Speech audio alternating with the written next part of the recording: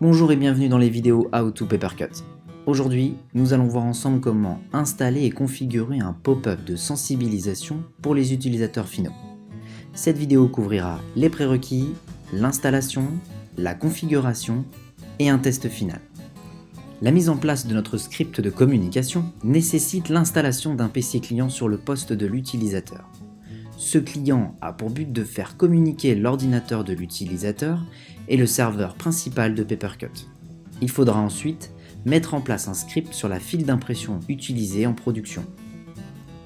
Les sources d'installation du PC client sont directement disponibles depuis le serveur principal de Papercut. Lors de l'installation du serveur principal, le partage de cette source d'installation se crée automatiquement. Il existe différentes possibilités d'installation pour le PC client. La première consiste à installer le client comme un client lourd, par le biais du setup client local install.exe. La seconde consiste à le déployer via le réseau, en utilisant le client local cache.exe. Le client sera alors décompressé sur le poste en local, dans un dossier temporaire. Cette solution permet de garder constamment à jour notre client. Pour finir, il est possible de déployer le client via une GPO et le package MSI fourni par Papercut. Pour notre exemple, nous choisirons le déploiement par le réseau, et donc le client local cache.exe. Une fois le PC client installé, une fenêtre de quota s'affiche sur le poste client et le lien de communication entre l'ordinateur et le serveur est établi. Nous devons maintenant configurer notre script avec à l'intérieur les éléments déclencheurs et le message que l'on souhaite afficher à notre utilisateur. Il existe dans Papercut une bibliothèque de scripts avec plusieurs exemples de messages selon différents scénarios. Pour notre exemple, nous allons sensibiliser notre utilisateur à l'impression couleur.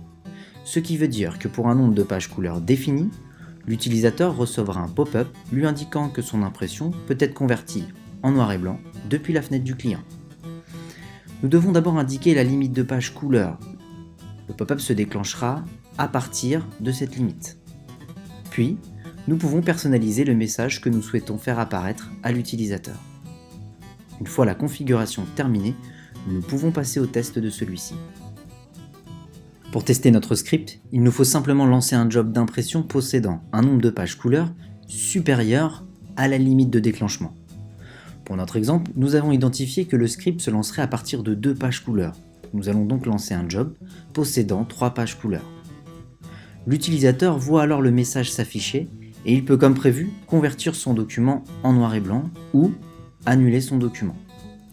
La section script de Papercut permet un grand nombre de scénarios et donc de proposer à l'utilisateur différentes conversions ou modifications grâce au client Papercut. Merci d'avoir suivi cette vidéo How to Papercut.